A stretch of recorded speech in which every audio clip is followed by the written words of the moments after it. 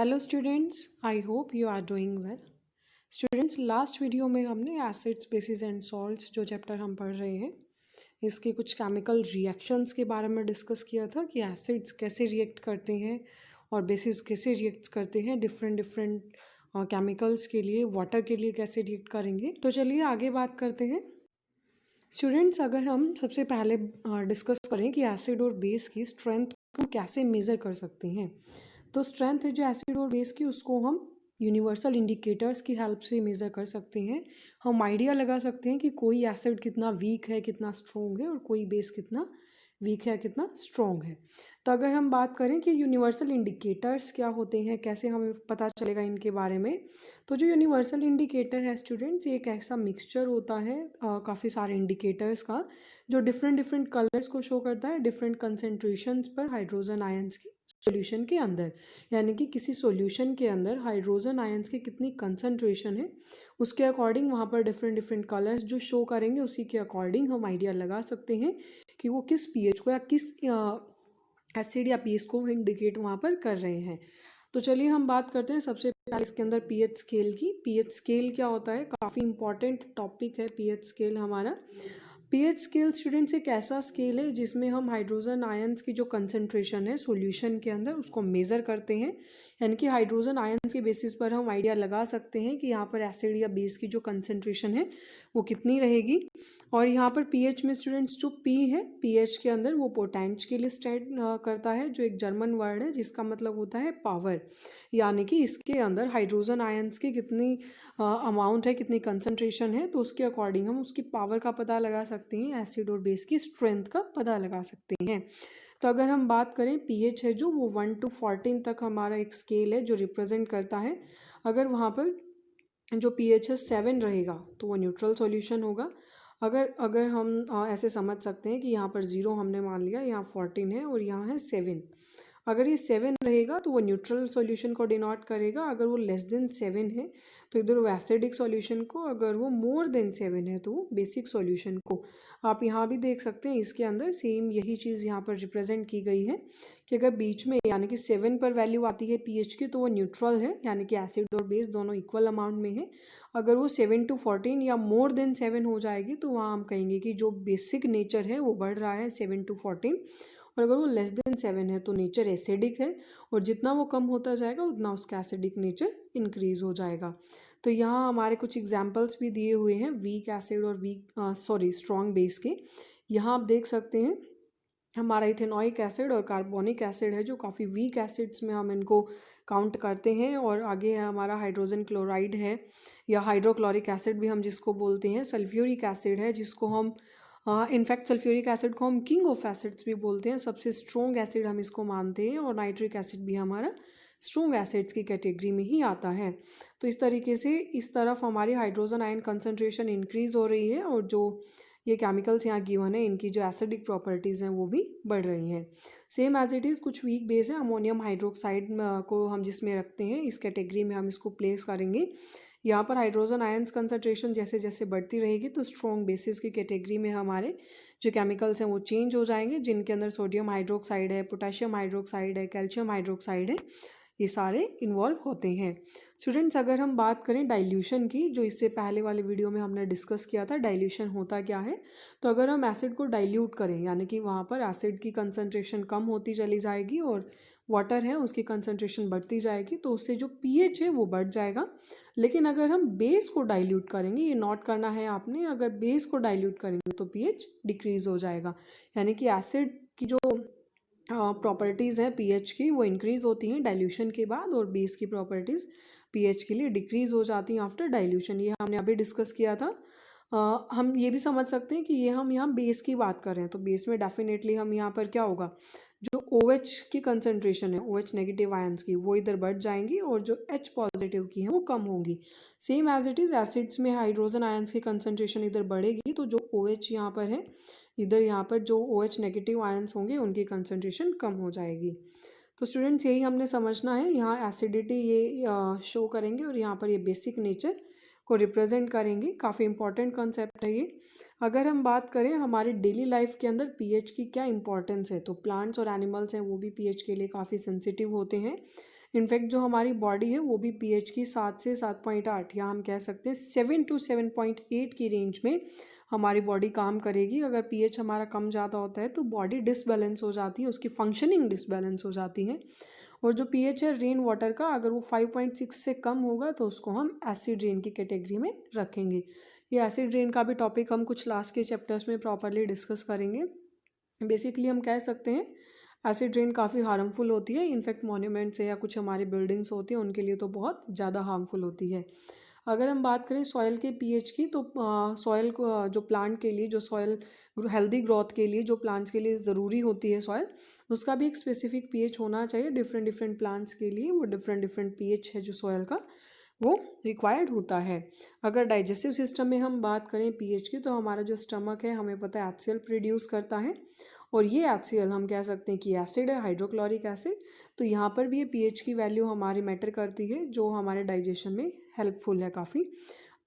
In digestion की जो problem होती है हमें, यानी कि खाना हमें प्रॉपरली डाइजेस्ट नहीं हो रहा है, पच नहीं रहा है, उस टाइम क्या होगा, जो स्टमक है, जो ये स्टमक ये एचसीएल एसिड प्रोड्यूस कर रहा था, ये ज़्यादा अमाउंट में प्रोड्यूस होना शुरू हो जाता है, जिसकी वजह से हमारे स्टमक में पेन होता है, इरिटेशन होना शुरू हो जाती है। इस प्रॉब्लम को सॉल्व आउट करने के लिए स्टूडेंट्स, आपने सुना होगा हम इनो लेते हैं।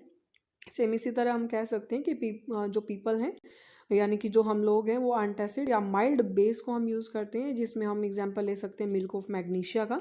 जिससे क्या होगा, जैसे अगर हम इनो भी ले रहे हैं तो वो एक बेस की तरह काम करती है। हमारे स्टमक के अंदर एचसीएल यानी कि एसिडिटी की अमाउंट बहुत ज़्यादा हो गई है, तो अगर हम इसके अंदर बेस को ऐड करेंगे, तो बेस को ऐड करने से यहाँ पर सॉल्ट की फॉर्मेशन, यहाँ हम कह सकते हैं कि न्यूट्रलाइज हो जाएगी कंडीशन, और न्यूट्रल होते ही हमारी जो दोबारा फंक्शनिंग है वो नॉर्मल हो जाएगी। अगर स्टूडेंट्स हम बात करें टूथ डिके, यानी कि दांतों के अंदर अगर हम प्रॉब्लम्स की बात करें, तो टूथ डिके यानी कि हमारे जो दांत है ख़राब होना शुरू हो जाते हैं अगर हमारा पीएच है जो माउथ का वो 5.5 से कम हो जाए। यानी कि अगर 5.5 से पीएच कम हो जाएगा हमारा, तो जो हमारे दांत है वो ख़राब होना शुरू हो जाएंगे। साथ में टूथ इनेमल स्टूडेंट्स होता है जो वाइट हार्डेस्ट पोर्शन है, जो विजिबल भी है, सफ़ेद कलर के जो आपको दांत दिखाई देती हैं उसी को हम इनेमल बोलते हैं, जो विजिबल पोर्शन है और काफ़ी हार्डेस्ट पार्ट भी होता है हमारी बॉडी का। ये इनेमल जो बना होता है कैल्शियम फॉस्फेट से, हार्डेस्ट सब्सटेंस है बॉडी में, जो हमने अभी डिस्कस किया।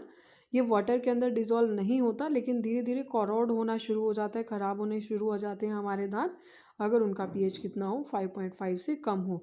ऐसा क्यों होगा, हमारे मुंह के अंदर जो भी हम खाना खा रहे हैं, जो फूड पार्टिकल्स हैं, उन पर बैक्टीरिया काम करेंगे, जिसकी वजह से हमारे मुंह के अंदर एसिड प्रोड्यूस होना शुरू होगा, और वो एसिड की जो कंसनट्रेशन है वो 5.5 से उसका पीएच कम हो जाएगा, जिससे हमारे जो टूथ है, यानी कि हम कह सकते हैं टूथ डिके की प्रॉब्लम शुरू हो जाएगी। तो इसको हम सॉल्व कैसे कर सकते हैं, कैसे बच सकते हैं हम इस प्रॉब्लम से, अगर हम टूथपेस्ट यूज़ करते हैं, अगर उसका नेचर कैसा हो, बेसिक हो, तो इस मतलब ये समझना है आपने कि हम आपके मुंह के अंदर एसिड की जो अमाउंट है वो ज़्यादा हो गई है, तो अगर आप वहाँ पर बेस ऐड करोगे तो दोबारा से न्यूट्रल कंडीशन आ जाएगी। तो बेसिक टूथपेस्ट को हम यूज़ करके, आप जब भी टूथपेस्ट यूज़ करते हैं तो आप नोट करें कि इसका बेस लेवल कितना है, उसके बिहाफ पर आप उसको यूज़ करें, तो जो टूथ डिके की प्रॉब्लम है इससे आप बच सकते हैं। साथ में कुछ एनिमल्स हैं स्टूडेंट्स जो सेल्फ डिफेंस में भी इसको यूज़ करते हैं, कुछ प्लांट्स भी हैं जो सेल्फ डिफेंस की तरह पीएच को यूज़ करते हैं, जो बी स्टिंग लीव्स है एसिड की, जो मतलब जिसकी वजह से मतलब जो कॉज करती हैं पेन या इरिटेशन, जिसकी वजह से होता है, वहाँ पर अगर हम माइल्ड बेस है जो हमारा बेकिंग सोडा, अगर हम वहाँ पर यूज़ करें तो काफ़ी हमें वहाँ पर आराम मिलता है। यानी कि मधुमक्खी अगर आपको काट लेती है, या जो दूसरे हमारे इंसेक्ट्स हैं वो काट लेते हैं, जिससे आपको एकदम से पेन या इरिटेशन हो रहा है, वहाँ पर आप बेकिंग सोडा यूज़ करें।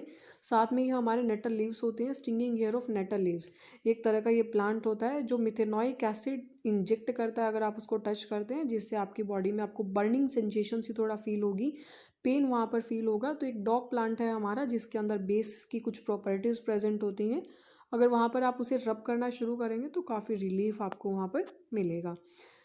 अगर हम स्टूडेंट्स बात करें पीएच के ही कुछ सॉल्ट्स की, तो अगर स्ट्रॉन्ग एसिड और स्ट्रॉन्ग बेस को हम मिक्स करेंगे, ये जो हमने केमिकल प्रॉपर्टीज़ पढ़ी थी उसी के बेसिस पर ये हमारा कंक्लूजन है पूरा।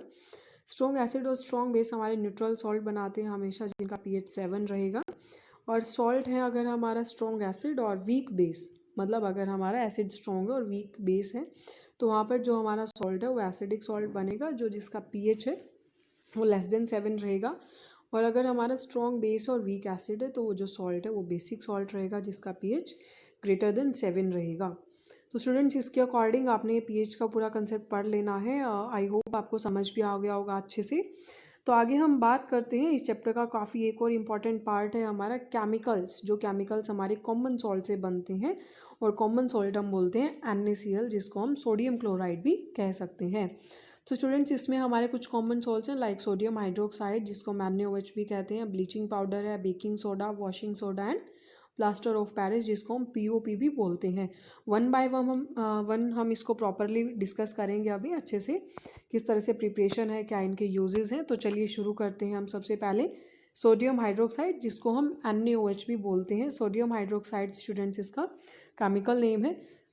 स्टूडेंट्स अगर हम आपने एक पॉइंट यहाँ पर नोट करना है, यहाँ हम जो सोल्स हैं वो NaCl के पढ़ रहे हैं। तो सोडियम हाइड्रोक्साइड की जो प्रिपरेशन है, अगर मैं कहूँ कि NaCl जिसको ब्रिन सॉल्यूशन भी हम बोल देते हैं, उसके अंदर से अगर हम इलेक्ट्रिसिटी को पास करेंगे NaCl के एक्वस सॉल्यूशन में से, तो वो डिकम्पोज हो जाएगी और वो NaOH की फॉर्मेशन वहाँ पर होगी। यहाँ आप देख सकते हैं NaCl के एक्वस सॉल्यूशन के अंदर से जैसे ही हमने इलेक्ट्रिसिटी को पास किया तो वहाँ पर NaOH की फॉर्मेशन हमारी हो गई है। क्लोरीन अलग से फॉर्मेशन क्लोरीन की हो जाती है और हाइड्रोजन गैस भी अलग से रिलीज़ हो जाएगी। यहाँ पर अगर हम बात करें एनोड और कैथोड के ऊपर, क्लोरीन गैस एनोड पे हमारी क्लोरीन गैस प्रेजेंट होगी और कैथोड पर हमारी हाइड्रोजन गैस डिपॉजिट हो जाएगी और कैथोड के पास ही हमारा NaOH यानी कि सोडियम हाइड्रोक्साइड का सॉल्यूशन है वो बन जाएगा। बेसिकली आपने एग्जाम के पॉइंट ऑफ व्यू से इसमें क्या याद रखना है कि जैसे ही हम NaCl के एक्वस सॉल्यूशन में से इलेक्ट्रिसिटी को पास करते हैं तो वो डिकम्पोज हो जाएगा NaOH के अंदर। और अगर हम इसके यूजेस की बात करें तो ये भी काफ़ी इंपॉर्टेंट है। हाइड्रोजन को हम फ्यूल्स में और मार्गरीन में यूज़ करते हैं। बटर का ही हमारा सब्सटीट्यूट है जिसको हम किचन में फ्लेवरिंग के लिए यूज़ करते हैं। फूड जो सप्लीमेंट्स हैं उनके ऊपर, बेकिंग में हम इसको यूज़ करते हैं, कुकिंग में हम यूज़ करते हैं। क्लोरीन है, क्लोरीन को वाटर ट्रीटमेंट PVC CFCs में यूज़ किया जाता है। और जो HCl है, ये HCl को हम स्टील्स की क्लीनिंग के लिए मेडिसिन्स में यूज़ करते हैं। साथ में सोडियम हाइड्रोक्साइड को प्रॉपरली हम मेटल्स को डीग्रीजिंग के लिए यूज़ करते हैं। सॉप्स और पेपर मेकिंग में हम इसको यूज़ करते हैं। और जो क्लोरीन और सोडियम हाइड्रोक्साइड का जो मिक्सचर है इसको हम ब्लीच के लिए यूज़ करते हैं, यानी कि हाउस होल्ड ब्लीचेस के लिए और साथ में फैब्रिक्स को ब्लीच करने के लिए। सेकेंड है स्टूडेंट्स हमारा यहाँ पर जो सॉल्ट है वो है ब्लीचिंग पाउडर जिसको हम COCl2 यानी कि कैल्शियम ऑक्सीक्लोराइड भी बोल देते हैं। ये किस तरह से स्टूडेंट्स इसकी फॉर्मेशन होती है? It is produced by the action of chlorine on dry slaked lime, यानी कि जो CaOH2 है इसको हम स्लेक्ड लाइम बोलते हैं। अगर हम क्लोरीन के साथ इसको ट्रीट करेंगे तो वहाँ पर हमारा COCl2 यानी कि ब्लीचिंग पाउडर की फॉर्मेशन हो जाती है और साथ में कुछ वाटर कंटेंट्स या वाटर मॉलिक्यूल्स भी यहाँ से रिलीज़ होते हैं। स्टूडेंट्स ब्लीचिंग पाउडर को हम कहाँ यूज़ करते हैं? इसको कॉटन और लिनन यानी कि हम कह सकते हैं टेक्सटाइल इंडस्ट्री में यूज़ करते हैं। कपड़ा उद्योग जो है उसमें हम इस्तेमाल करते हैं इसको। साथ में वुड पल्प है जो पेपर फैक्ट्रीज़ में उसमें यूज़ करते हैं। वुड पल्प स्टूडेंट्स आपने ऐसे समझना है, जो पेड़ होते हैं हमारे उनके अंदर जो सॉफ्टेस्ट पार्ट है अंदर का, यानी कि जो अपर हार्डेस्ट लेयर को हम रिमूव करें, अंदर का जो गुदा सा पोर्शन होता है वुड पल्प हम उसको बोलते हैं। और ब्लीचिंग करने के लिए वुड पल्प की पेपर फैक्ट्रीज़ में हम उसको यूज़ करेंगे। साथ में कुछ ऑक्सीडाइजिंग एजेंट की तरह भी इसको यूज़ किया जाता है केमिकल इंडस्ट्रीज़ में। और ड्रिंकिंग वाटर को डिसइंफेक्टेंट यानी कि डिसइंफेक्ट करने के लिए हम यूज़ करते हैं, यानी कि एज अ डिसइंफेक्टेंट भी ब्लीचिंग पाउडर को यूज़ किया जाता है। तो चलिए आगे बात करते हैं बेकिंग सोडा, जो नेक्स्ट सॉल्ट है हमारा, जिसको हम सोडियम हाइड्रोजन कार्बोनेट भी बोलते हैं। काफ़ी इंपॉर्टेंट है स्टूडेंट्स, ये भी एग्ज़ाम में पूछ लिया जाता है इसके बारे में। NaHCO3 हमारा इसका केमिकल फार्मूला होता है। स्टूडेंट्स ये कैसे फॉर्मेशन होगी इसकी? जब हम सोडियम क्लोराइड को ट्रीट करेंगे अमोनिया की प्रेजेंस में, साथ ही वहाँ पर वाटर की प्रेजेंस भी नेसेसरी है, और CO2 गैस हम जब उसमें से पास करवाएंगे तो वहाँ पर हमारा NH4Cl यानी कि अमोनियम क्लोराइड और साथ में ही बेकिंग सोडा हमारा वहाँ पर प्रोड्यूस होगा, उसकी फॉर्मेशन हो जाएगी। स्टूडेंट साथ में जो बेकिंग सोडा है वो एक माइल्ड नॉन कोरोसिव बेस भी होता है। नॉन कोरोसिव बेस हम कह सकते हैं कि कभी भी कोरोजन कॉज नहीं करता है। इसके अंदर जो OH नेगेटिव हम कह सकते हैं, जो आयन्स हैं उनकी कंसंट्रेशन भी काफ़ी कम होती है, जिसकी वजह से इसका नॉन कोरोसिव बेस का नेचर होता है। जब भी हम इसको हीट करते हैं कुकिंग के दौरान तो स्टूडेंट्स ये कन्वर्ट हो जाता है सोडियम कार्बोनेट आयंस के अंदर, वाटर और CO2 भी ये साथ में रिलीज़ करता है। अगर हम इसके यूजेस की बात करें, बेसिकली आपको एक चीज़ समझ लेनी है, बेकिंग सोडा आपने कुकिंग में घर पे नाम सुना होगा किचन के अंदर, तो आप सबसे पहले समझ लें कि इसको हम कुकिंग में यूज़ करते हैं। और बेकिंग पाउडर बनाने के लिए जो बेकिंग सोडा है और टार्टरिक एसिड है, इन दोनों को हमें मिक्स करना पड़ता है, वहाँ से हमारी बेकिंग पाउडर की फॉर्मेशन हो जाएगी। और जब भी हम बेकिंग पाउडर को हीट करेंगे, आप मिक्स करेंगे वाटर के साथ, तो हमने अभी पढ़ा यहाँ पर कि CO2 हमारी प्रोड्यूस हो रही है, जिसकी वजह से जो ब्रेड है या जो केक होते हैं आपने देखा होगा वो ऐसे स्पंजी से होते हैं, है ना, काफ़ी फूले हुए से होते हैं। आपने देखा होगा, खाया भी होगा बहुत बार। तो आप देखते हो जो स्पंजीनेस है वो किसकी वजह से आती है, वो इसी वजह से आती है कि बेकिंग के दौरान जो वहाँ पर जो CO2 है वो प्रोड्यूस हो रही है, जिसकी वजह से ब्रेड और केक हमारे स्पंजी या फ्लफ़ी बन जाते हैं। साथ में ही एंटासिड का भी एक अच्छा इंग्रेडिएंट है, और इसको हम सोडा एसिड्स में या फायर एक्सटिंग्विशर्स, जो आग बुझाने वाले हमारे इंस्ट्रूमेंट्स होते हैं, उसमें भी हम इसको यूज़ करते हैं। आगे बात करते हैं स्टूडेंट्स हम वाशिंग सोडा की, जिसका कॉमन फार्मूला है हमारा NH2CO3 .10H2O। ये भी काफ़ी इंपॉर्टेंट है। जैसे ही हम सोडियम कार्बोनेट की रिक्रिस्टलाइजेशन करेंगे, यानी कि रिक्रिस्टलाइजेशन प्रोसेस अगर हम सोडियम कार्बोनेट से प्रोसीड करें तो हमारा वाशिंग सोडा वहाँ से बन जाएगा। ये भी एक बेसिक सॉल्ट है। यहाँ आप देख सकते हैं हमने क्या किया, सोडियम कार्बोनेट के रिक्रिस्टलाइजेशन किया, उसको 10H2O मॉलिक्यूल्स की प्रेजेंस में ट्रीट किया, और यहाँ से हमारी वॉशिंग सोडा की फॉर्मेशन हो जाती है। अगर हम यूजेस की बात करें तो इसको हम ग्लास, सोप और पेपर इंडस्ट्री में यूज़ करते हैं, बोरेक्स को मैन्युफैक्चर करने में, बोरेक्स को बनाने में हम यूज़ करते हैं। स्टूडेंट्स, बोरेक्स का जो केमिकल नेम है वो सोडियम टेट्राबोरेट होता है। अगर हम बात करें कि किस तरह से हम इसको यूज़ करते हैं, तो काफ़ी टाइम से, काफ़ी डिकेड से इसको यूज़ किया जा रहा है। हम कह सकते हैं कि क्लीनिंग एजेंट की तरह हम इसको यूज़ करते हैं, और जो आंट्स वगैरह होती हैं, मतलब काफ़ी इंसेक्ट्स को किल करने की भी प्रॉपर्टी इसके अंदर है, तो इसको बनाने में भी वॉशिंग सोडा का इस्तेमाल किया जाता है। कुछ डोमेस्टिक पर्पसेस, यानी कि घर में साफ़ सफाई के लिए भी हम इसको यूज़ करते हैं, और साथ में जो परमानेंट हार्डनेस है वाटर की, उसको रिमूव करने के लिए भी इसको यूज़ किया जाता है। स्टूडेंट्स, हमारा जो नेक्स्ट सॉल्ट है जिसका नाम है प्लास्टर ऑफ पेरिस, जिसको POP भी कहा जाता है, या कैल्शियम सल्फेट हेमीहाइड्रेट्स भी कहा जाता है। काफ़ी इंपॉर्टेंट है, ये भी बहुत इंपॉर्टेंट सॉल्ट है, इनफैक्ट हम कह सकते हैं सबसे इंपॉर्टेंट है ये। कैल्शियम सल्फेट आप देख सकते हैं ये है, और यहाँ पर हाफ H2O, यानी कि हाफ वाटर ही मॉलिक्यूल, वाटर का हाफ ही प्रेजेंट है, जिसकी वजह से हम इसको हेमीहाइड्रेट्स भी बोल देते हैं। तो इसका एक नाम कैल्शियम सल्फेट हेमीहाइड्रेट भी है। स्टूडेंट्स, ये किस तरह से प्रिपेयर होता है, जिप्सम को जैसे ही हम हीट करते हैं, ये भी इंपॉर्टेंट है, जिप्सम का फॉर्मूला क्या होता है ये भी पूछ लिया जाता है। तो जिप्सम का फॉर्मूला है CaSO4.2H2O। यहाँ बच्चे कंफ्यूज हो जाते हैं कई बार इसके और इसके फॉर्मूला में। यहाँ हाफ मॉलिक्यूल है वाटर का, और यहाँ पर 2 मॉलिक्यूल्स हैं। जब जिप्सम को हम हीट करेंगे 373 केल्विन टेम्परेचर पर, तो जो वाटर मॉलिक्यूल्स हैं, ये कुछ वाटर मॉलिक्यूल्स को लूज़ कर देता है, और उसके बाद ये POP यानी कि प्लास्टर ऑफ पेरिस बन जाता है। यहाँ आप देख सकते हैं CaSO4.12H2O हमारा, और साथ में अगर हम इसके अंदर 1.5 H2O और अगर हम ऐड कर देते हैं, तो यहाँ पर हमारी जिप्सम की फॉर्मेशन हो जाती है। स्टूडेंट्स, ये एक तरह का वाइट पाउडर होता है, और जब भी हम इसको मिक्स करते हैं वाटर के साथ, तो ये जिप्सम में कन्वर्ट हो जाता है, जैसा कि हमने इस रिएक्शन में पढ़ा है अभी। अगर हम बात करें यूजेस की, तो डॉक्टर्स इसको यूज़ करते हैं POP को फ्रैक्चर्ड बोन्स में, या हम कह सकते हैं जैसे भी अगर हमारी कभी भी बोन्स में फ्रैक्चर हो जाता है, तो आपने देखा होगा डॉक्टर वहाँ पर एक POP के साथ हमारे उस बोन को सपोर्ट करने के लिए एक फ्रेम तैयार करते हैं। तो वो डॉक्टर्स के लिए भी काफ़ी हेल्पफुल है, जिसकी हेल्प से डॉक्टर फ्रैक्चर बोन्स को ट्रीट करते हैं। साथ में बहुत सारे टॉयज़ या हम कह सकते हैं डेकोरेशन मटेरियल बनाने में भी इसको यूज़ किया जाता है, और सरफेस को स्मूथ करने में भी POP को यूज़ किया जा सकता है। अगर हम बात करें वाटर ऑफ क्रिस्टलाइजेशन, ये भी हमारी एक टर्म है, एक कंसेप्ट है हमारा। तो इसमें क्या होता है students, it is a fix number of water molecules present in one formula unit of A salt. यानी कि वाटर मॉलिक्यूल्स का जो फिक्स नंबर है उनका प्रेजेंट होना किसी भी सॉल्ट के एक फॉर्मूला यूनिट के अंदर, जिसे हम कहेंगे वाटर ऑफ क्रिस्टलाइजेशन। यहाँ पर कुछ एग्जाम्पल्स हैं, यहाँ आप देख सकते हैं।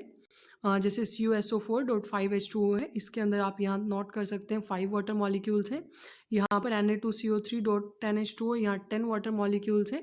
यहाँ CaSO4.2H2O जिप्सम का जो फॉर्मूला है, यहाँ 2 वाटर मॉलिक्यूल्स हमारे प्रेजेंट हैं।